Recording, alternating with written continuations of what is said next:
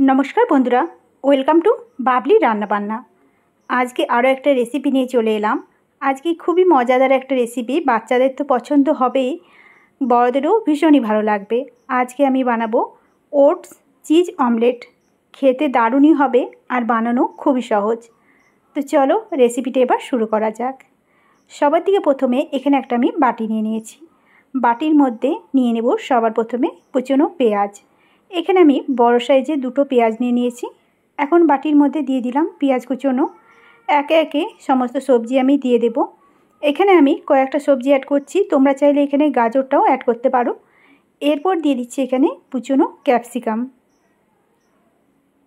बाच्चादेर tiffin किंबा बाड़ीते नास्ता हिसाबेও खाওয়া যেতে পারে এই রেসিপিটা। এবার দেখো দিয়ে দিলাম ক্যাপসিকাম কুচি, তারপর এখানে দিয়ে দিচ্ছি কেটে রাখা টমেটো। এখানে একটা বড় সাইজের টমেটো একটু ছোট করে কেটে নিয়েছি। এবার দিয়ে দিলাম টমেটো, তারপর এখানে দিয়ে দিচ্ছি কুচনো ধনেপাতা।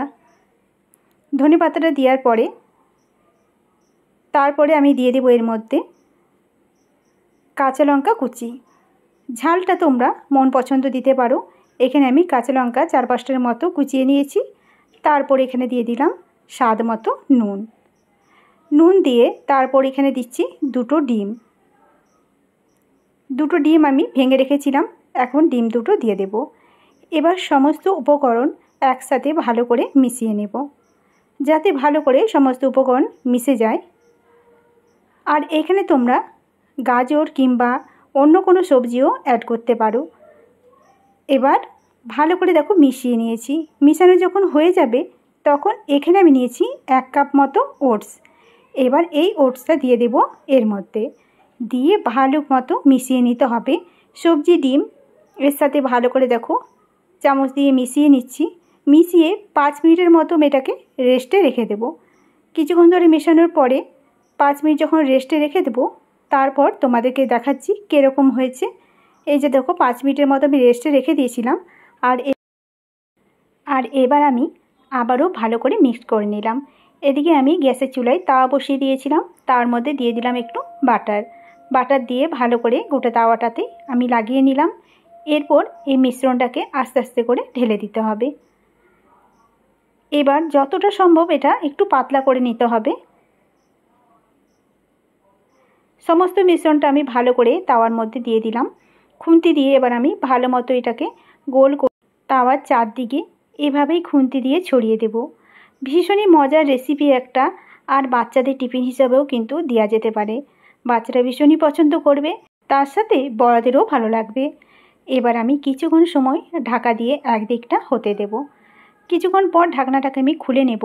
এবার খুন্তি দিয়ে আমি একটু চারদিকটা এভাবেই নাড়িয়ে দেখব যে এটা উঠে আসছে নাকি। এবার আমি একটা থালা নিয়ে নেব। যেহেতু একটু মোটা, আমি খুন্তি দিয়ে উঠাতে গেলাম না, তাহলে কি হবে ভেঙে যাওয়ার ভয় থাকবে। এভাবে একটা থালার মধ্যে করে নিয়ে আমি ঠিক পাল্টে দেব। এক পাশটা ভাজা হয়ে গেছে, কত সুন্দর একটা কালার এসছে দেখতেই পাচ্ছ তোমরা। এবার আমি এই পাশটাকেও হতে দেব। এই দিকটাও সেমভাবে একই আমি ঢাকনা দিয়ে কিছুক্ষণ রান্না করে নেব। কিছুক্ষণ পর ঢাকনাটাকে খুলে নেব। এই দিকটাও যখন হয়ে গেছে, এবার দেখো খুন্তি দিয়ে আমি পাল্টে নেব। এবার কিন্তু খুন্তি দিয়ে খুব সহজেই পাল্টানো গেল। এবার উপর থেকে দিয়ে দেবো একটু চিজটা গ্রেট করে দিলে কি হয়, খেতে ভীষণই মজার হয়। এবার ভালো মতো করে দেখো চিজটাকে আমি গোটা ওটসটার অমলেটের গায়ে লাগিয়ে নিচ্ছি এভাবেই। কিছুক্ষণ ধরে এভাবেই তোমরা যতটা নিজেদের মন পছন্দ দিতে পারো। এবার আমি এটাকে ঢাকা দিয়ে আরও কিছুক্ষণ সময় চিজটাকে মেল্ট হতে দিব। কিছুক্ষণ পর আমি ঢাকনাটাকে খুলে নিলাম। দেখতেই পাচ্ছ চিজটা পুরো মেল্ট হয়ে গেছে। এবার উপর ছড়িয়ে দেব একটু চিলি ফ্লেক্স। ভালো মতো ছড়িয়ে দিচ্ছি, এতে করে খেতেও ভালো লাগবে, দেখতেও সুন্দর লাগবে। এখন আমি একটা প্লেটের মধ্যে অমলেটটাকে এইভাবে নামিয়ে রেখে দেব। তো তৈরি হয়ে গেল আজকের রেসিপি চিজ অমলেট। এখন তোমাদেরকে চলো কেটে দেখায় এটা কীরকম হয়েছে। যেরকমভাবে আমরা পিৎজা কাটি সেরকমভাবেই দেখো চারকোনা করে কেটে নিতে হবে। খুন্তি দিয়ে আমি এখানে কেটে নিচ্ছি। এভাবে ছোট ছোট করে একটা পিস করে নেব। আজকের রেসিপি তোমাদের কেমন লেগেছে অবশ্যই কমেন্ট করে জানাবে। আর যদি ভালো লাগে ভিডিওটাতে একটা লাইক করে দিও। আজকের রান্না এ পর্যন্তই।